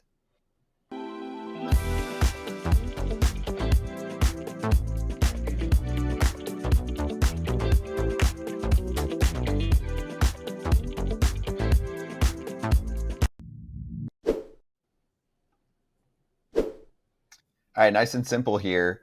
We drop messages in ChatBCC every day to talk to everyone. It's been super fun. We've been doing it for the last couple of weeks, and then we're sparking it with these giveaway contests. So your deadline is tonight, 10 o'clock Eastern time. It's super simple. You head into the post that we put out there. It's AJ's post. You go like a few posts back in the host chat on ChatBCC, and you reply with what you think the score is going to be tonight between the Giants and the Dodgers. You got to lock that in before 10 o'clock Eastern time because first pitch is at 10:10.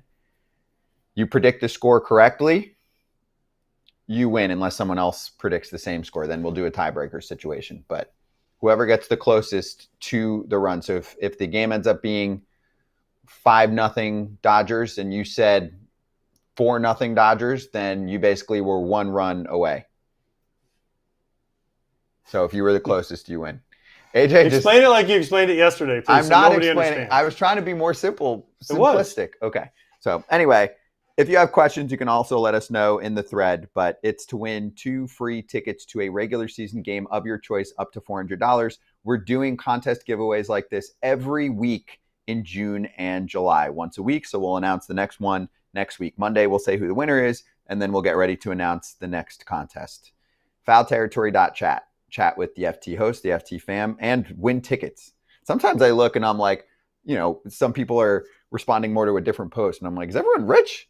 $400 of tickets? That's a lot. Yeah. So I'm pretty excited about it. For seriously, genuinely, we like to do giveaways. So $400 of tickets. Check out the post to see more details. And also, you can drop any questions you have for Oli Marmol right now, Cardinal skipper in ChatBCC, and I'll keep an eye out to ask some of those questions as we chat.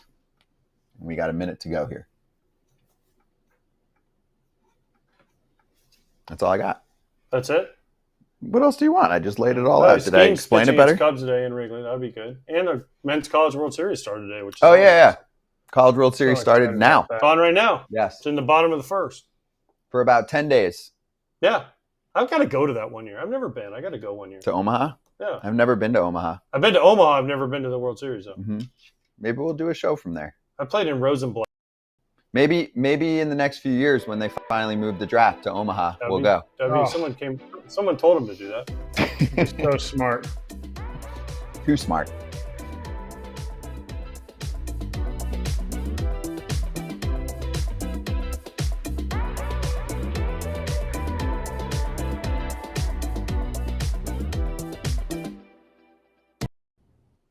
Cardinals manager Oli Marmol with us right now. Nice. First of all, look at that suite. Holy cow. Man, the perks of being a big league manager. Look at that suite. Oh, my God. Gray hair in a suite. How many ghosts are in that suite? That's what I want to know. I actually don't mind this place. I like coming to Milwaukee. I'm on the new side, so no ghosts on this side. Oh, there you go. I mean, you got a bar back there? I mean, is it open bar after the games? Yeah, have the coaches come over, have a drink, toss some ball. So, yeah, it is an open bar. Yeah. How we doing? If you win, it's an open bar. How you doing, man? So we haven't caught you during the regular season here. We saw you in spring training.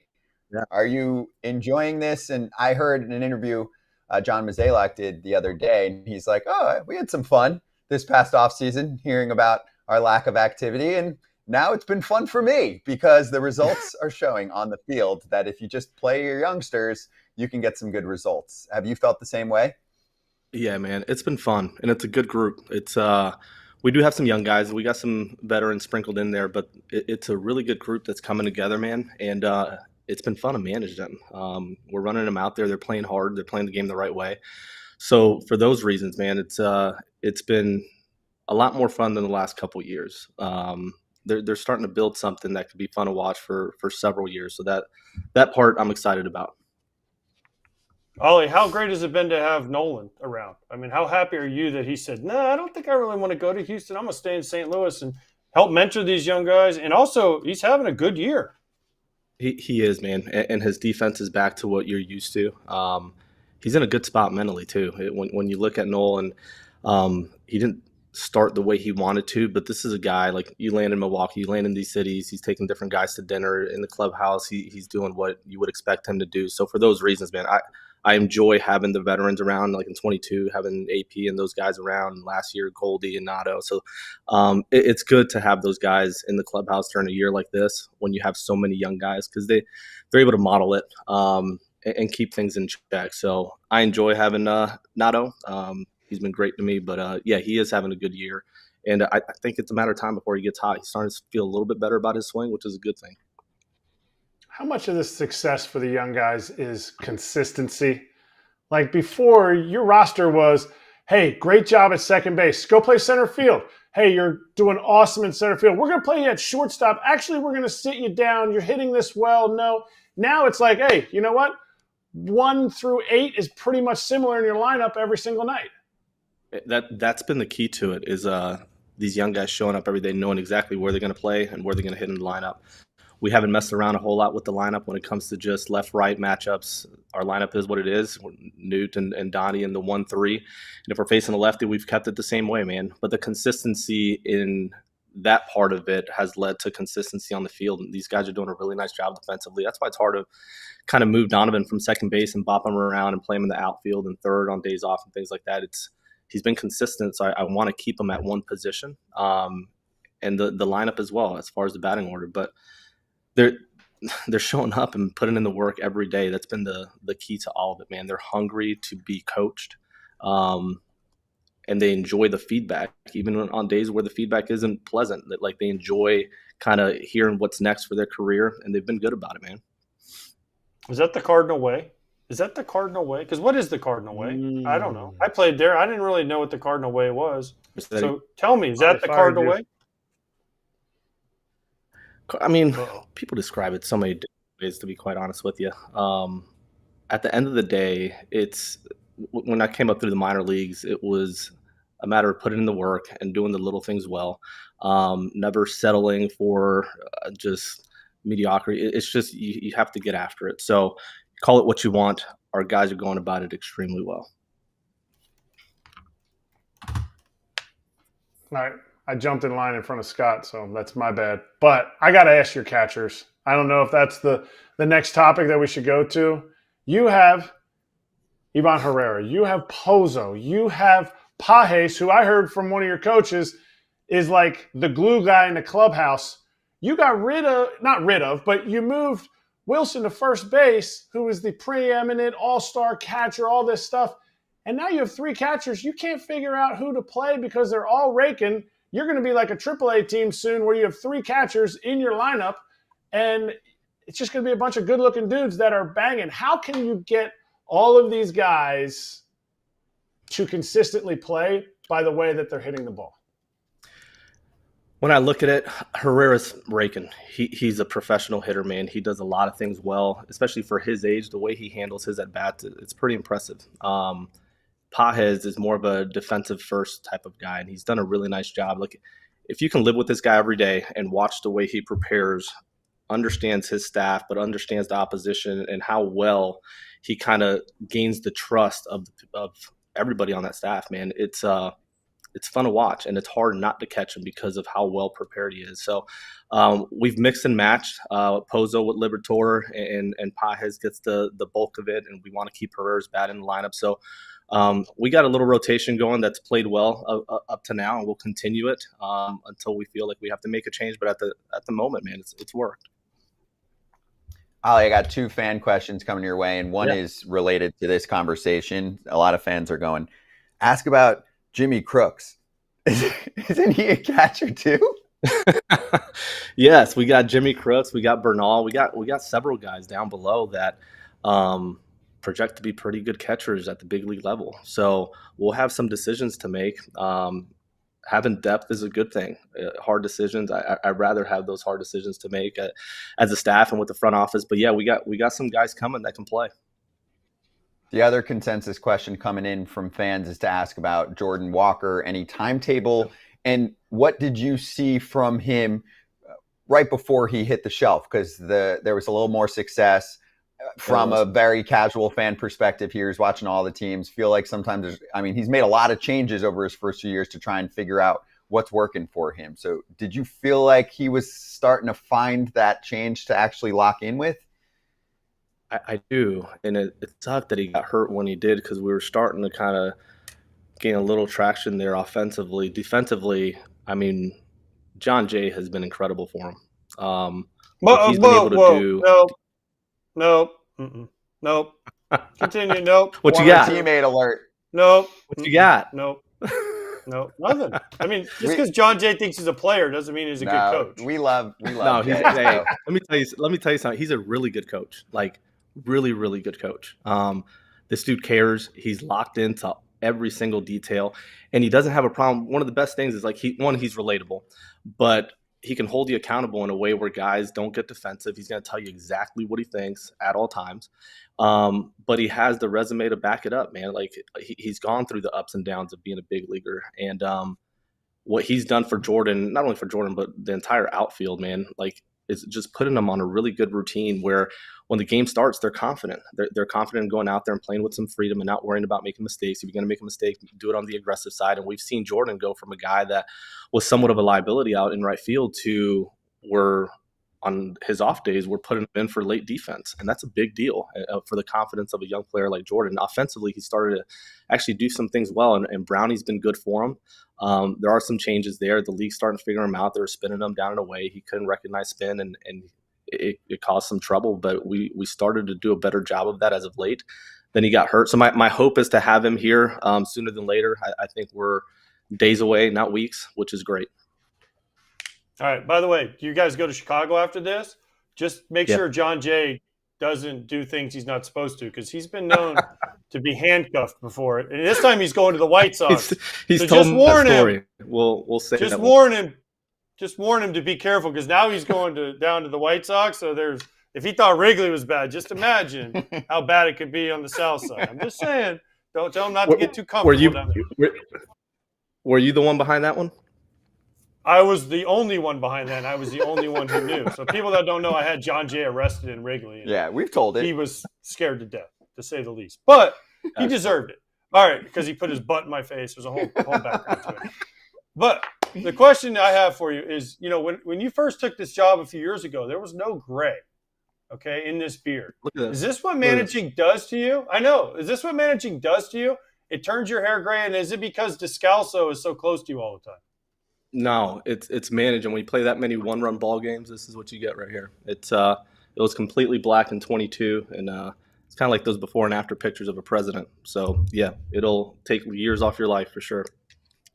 All right. Well, then going into this year, a new GM's coming in. You know how that, transition thing works. You are so good, and I'm hearing this from other people in the little bit that we've interacted, you are so good at connecting with the players. How during the time that a new GM is coming in, normally new GMs are like, well, Oli might be a great guy, but I'm bringing my own guy. How do you make that transition into this year going, you know what? I'm going to be who I am. I'm going to be here for the players. Whatever happens with Chaim Bloom when he comes in and Mozeliak leaves, how do you make that transition? Because you have to, address the elephant in the room that, you know what, we don't know what tomorrow holds, but I'm going to be here for you guys today. Dude, I'm going to be as honest as I can be. I don't worry about it at all.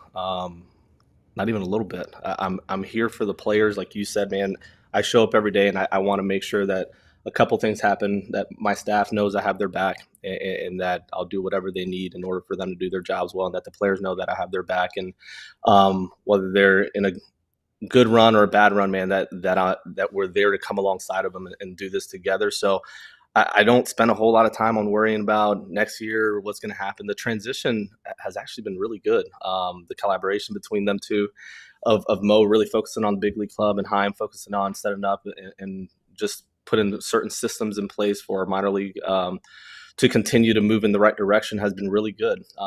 So I've been able to meet with both of them. And to your point, man, it's so much easier to do life when you can just be yourself, and that's what I'll continue to do.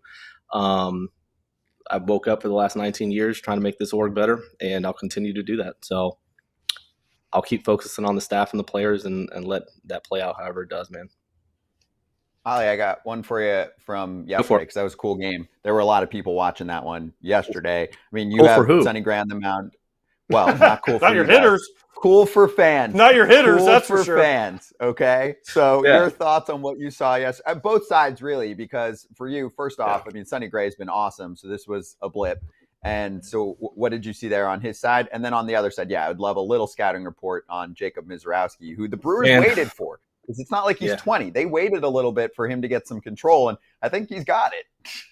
Yeah, no, you nailed it. And I enjoy those matchups. They are fun. Jacob was good. I mean, plus extension. I mean, this is a lanky dude. It feels like he's just putting the ball in the catcher's mitt. and it's 100, 102, 103, and he was spinning it at 87, 88 with good depth.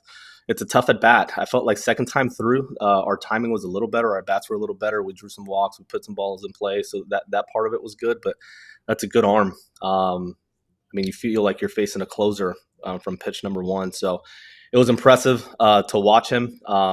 I'm not sure what the injury was. I hope he's okay, man, because there's definitely a future there. And then Sonny, you said it. He's been good. They got to him and strung together a couple hits there in order to kind of get him out of the game. But he's been really good for us. I love the way he competes, man. This is a guy that just shows up. He's so detailed. So he'll get back on track. That's the least of my worries.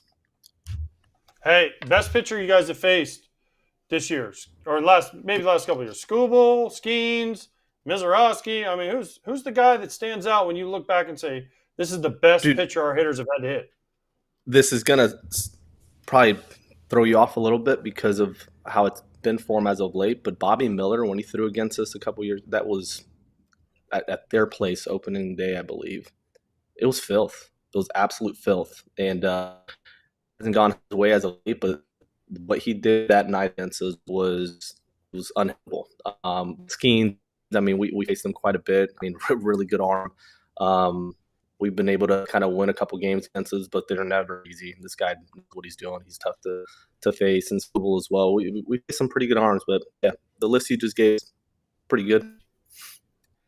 Yeah, really good. All right, I got one more, and I think AJ's got one more. So this is a fun one. I don't know if you caught this. The Athletic did a player poll, and you were on the poll for managers that a guy would least want to play for. But wait, there's a caveat. Hold on, because we talked about this a lot yesterday. You might be like, what a dick bringing this up. Wait. So they polled 100-something players. No, I got you. Hold on, because I had your back yesterday, Oli. We all did. They polled 100-something players, okay?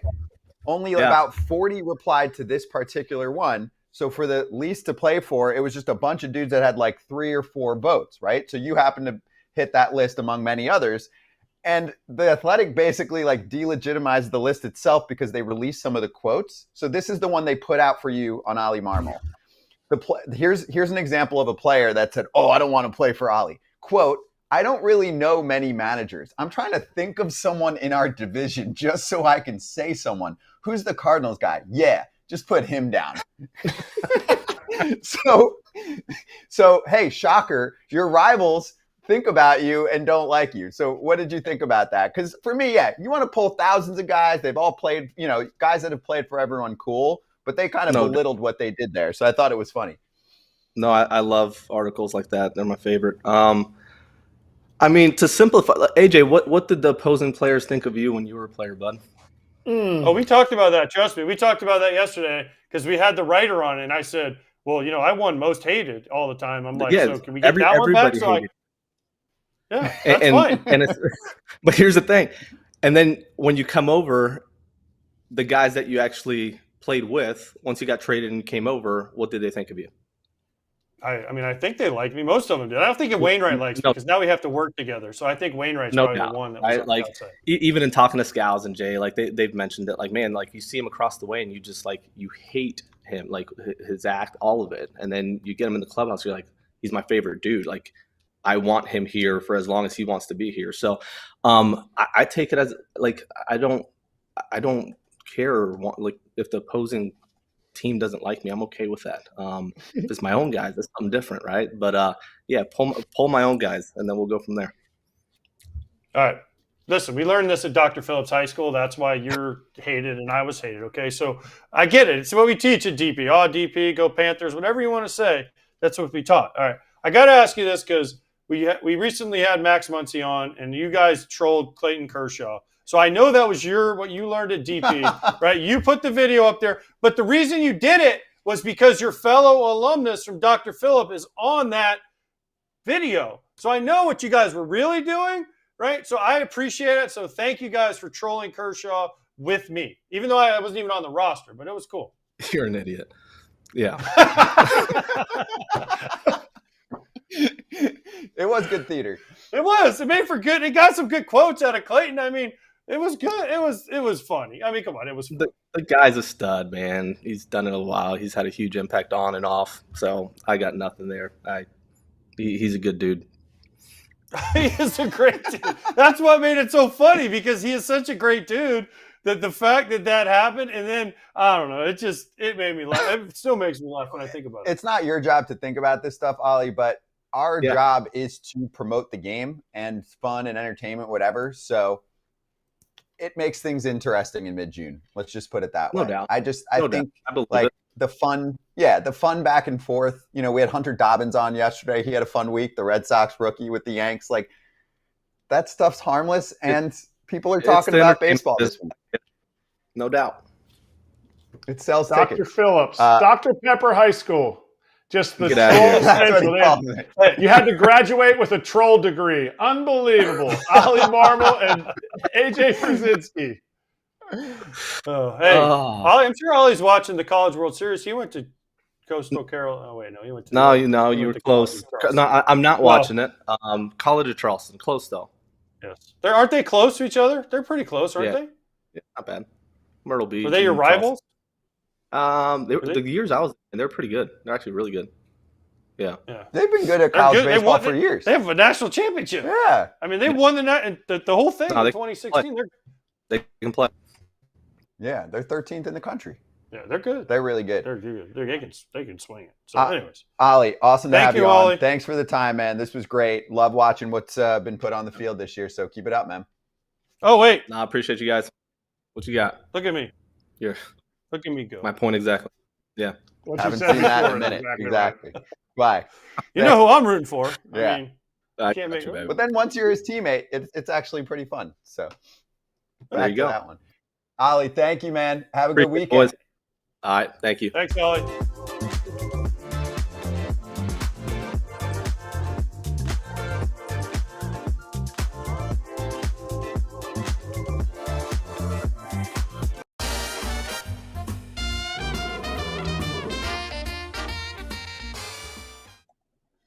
Here we go.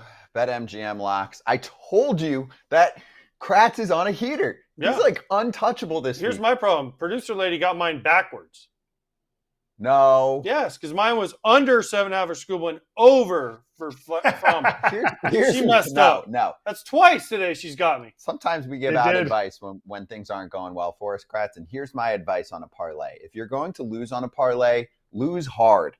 There's nothing worse than putting 2 or 3 picks together and you miss on one or you get hooked on one. That sucks. So if you're going to lose, just make it easy. Lose both, like AJ did. All right, so now we're down a little, and Kratz is suddenly playing catch-up. So the hottest bettor in baseball right now. Let's give him a single and see what he's got. All right, let's go money line for the Orioles. And in that game, I'm going under 10.5. They're playing against the Angels. They're playing decent baseball right now. Charlie Morton on the mound. The parlay of the under 10.5 for the game and the Orioles money line, plus 165. Nice. I like it. You're up. Oh, mine? I forgot what mine was. Sorry, I was sleeping. Hold on. I got to look at what I sent producer lady so she can get it wrong. That she thumbs down me, by the way. Over 17.5 outs for Luis Severino against the Royals. The Royals don't really hit, although my home run pick is Caglione again. And then over 7.5 in the Cardinals and Brewers because the Cardinals didn't score any runs last night. I know Freddie's pitching, but I think both teams are going to score some runs tonight. And we got Sal Free like 3 hits with Sonny Gray pitching last night. So, players, you want to get hot, you come on here. Jack Caglione's plus 1,000.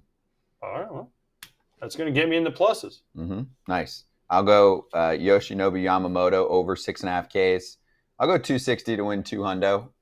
Dodgers would love some length from some starting pitching right now. The Giants strike out a lot. They have the 4th highest K percentage against right-handed pitching in the last 15 games, and I think they're 11th on the season. Yamamoto is a strikeout machine. He's been great this year, and the pitching line thinks he's going to go deeper into this outing, so I'm playing off that because usually when that's the case, he'll clear his strikeout prop more than 50% of the time. So if you add that all up, I'm relying on the numbers and saying over for Yamamoto's strikeouts tonight. Be right back.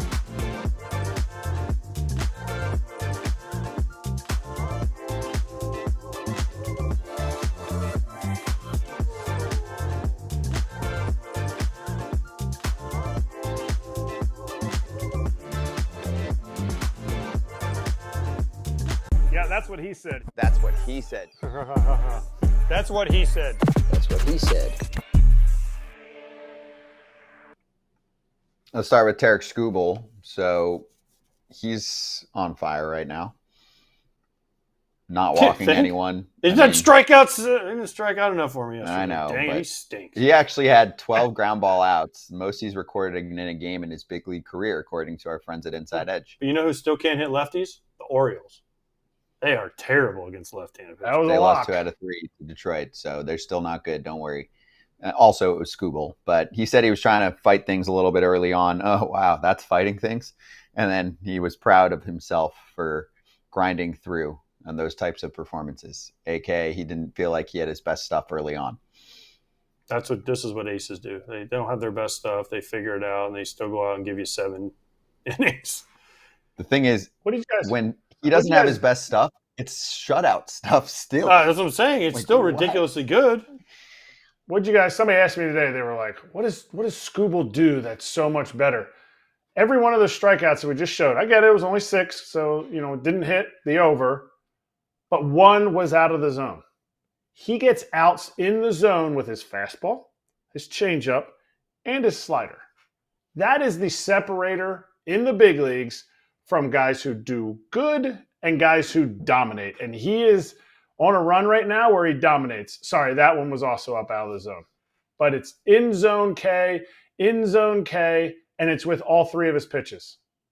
That's where you're frustrated when you get a changeup like that in the zone and you can't even put the bat on it. He's disgusting. And he's got funk too, right? He's got some funk with the pump fake. He does the old pump fake and then brings it behind with the leg kick deal. I mean, and his stuff is good, and he knows how to locate it. And you know what the best part? This is the biggest thing for him from, I think, even from when he started his career. He's got so much confidence right now that he's just like, I can throw anything and no one can hit it. He looks like he's having fun. He is, because he's talking trash and laughing and telling guys to swing and not swing, and everyone loves him, and he's great. One of the best things that happened to Major League Baseball is Tarik Skubal being good. Yes. Because now he's showing his personality. It's awesome. We need to get him. Mark, get him on the line. We need him back on. You want to get him back? Okay. 1 earned run, last 4 starts, 30 and 2/3 innings. He's on absolute no fire walks right now. He doesn't walk anybody. He does not. I mean, he's going to win the Cy Young again? I mean, If he's he stays healthy? favorite, but there are contenders. We went over it the other day. I mean, Max Fried, I know at the 1 bad start, but he's having a sick year. There's 3 or 4 on the American League side that are definitely in a conversation. But if Skubal stays on the mound, I think he's going to be the guy. Let's get to Andre Pallante, Cardinals starter, who was just on Cardinal territory. And we'll give you a little soundbite from a fun story that he shared with Katie Wu. My first year up, and it was like the month or so in, and we ended up getting in like the benches cleared and the run out from the bullpen and everything and run out on the field. And I show up the next day and I've got this notice from like the MLB, like, hey, you've been fined $5,000 for running out onto the field. Like, holy crap, I haven't even received my first paycheck yet. Like, I can't pay this right now. And then I check with our clubhouse manager, and he's like, yeah, they delivered it. They sent it to us today. Like, what you got? And it was Bader came up to me and was like, hey, that's not how to pay for it, because he's the one that started the brawl and you just got his back. And I'm like, I'm not going to make him do that. Like, I guess I'll just wear it. And then at the end of the game, he's like, now I just hit like a walk-off. Like, now's the time to do it. Now you should ask him. So I go up to him like, hey, like, you got this? And he's like, nah, that's on you. And they tell me that it was just a prank and that Bueno had him printed out and put on my chair like before I showed up that day. The entire clubhouse pranked you. That's pretty good. They'll stop at no lengths to get me, for sure. That's good. I mean, that's a great story. Bueno learned from the best. What do you want me to say? That's a good story. 3 months you were there. Well, trust me, I taught them kids a lot. There were a lot of people in on that. I mean, Lance Berkman was there. Lance Berkman probably had a decent run of some pranks. So the 3 months of AJ, it was like drinking water from a fire hose, to use an earlier reference. Yeah, go ahead and take us to break. All right. Let's have more time for slap hands.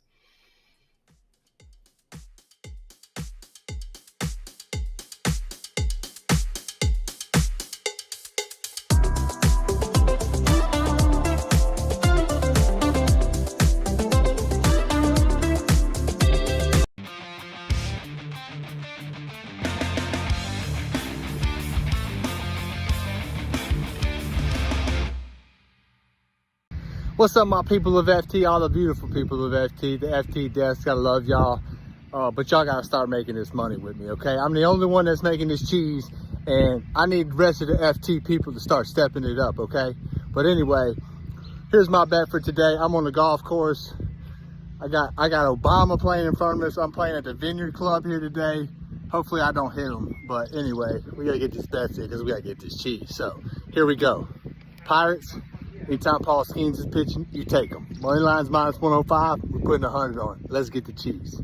Peace. A couple of things. There's a lot of things to break down in that video. One, you can't take that bet because the Pirates are playing now. Yes. Two, he had a Mississippi State shirt on. That's tired. Three, who hasn't played golf on the same golf course or with presidents? What's the big deal? Like, that was like the worst humble brag I've ever heard. He wasn't playing with him. He was. I know, on the but same who hasn't played with presidents, ex-presidents, current presidents, all of the above? Kratz plays with every president. Like, he plays with the school president. He plays with maybe even the superintendent, I think, at one point, right? No. I don't like playing golf with people. I did play golf this morning, though. There you go. Look at you on your off season. All right, so there's your locks. Check them out. Pap is right. He's doing well, and we got to play catch up here. Kratz, you got a home run pick for us?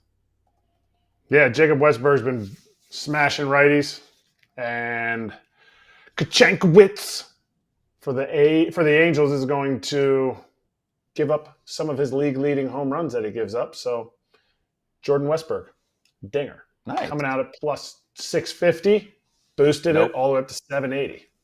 Yeah, exactly. Use the boost and get to 780. By the way, yes, we texted Pap, said we'll show your lock, but you have to give us a new one. He just wanted to get in there that Obama was on the same, President Obama. And we got it in there for him. He's got Braves and Royals money line plus 116 parlay. That makes sense. There you go. I get it.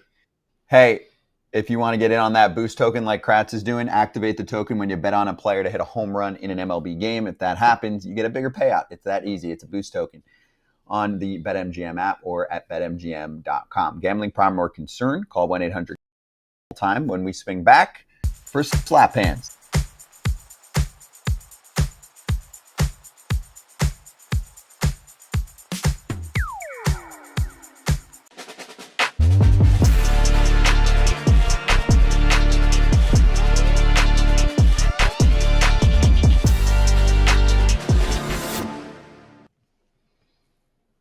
All right, let's slap.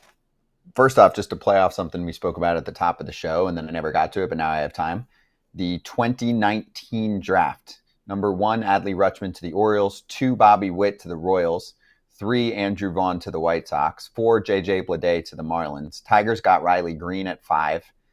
Padres got C.J. Abrams at 6. Reds got Nick Lodolo at 7. There's some pretty good names on this list. Yeah. The first 7 you named are all...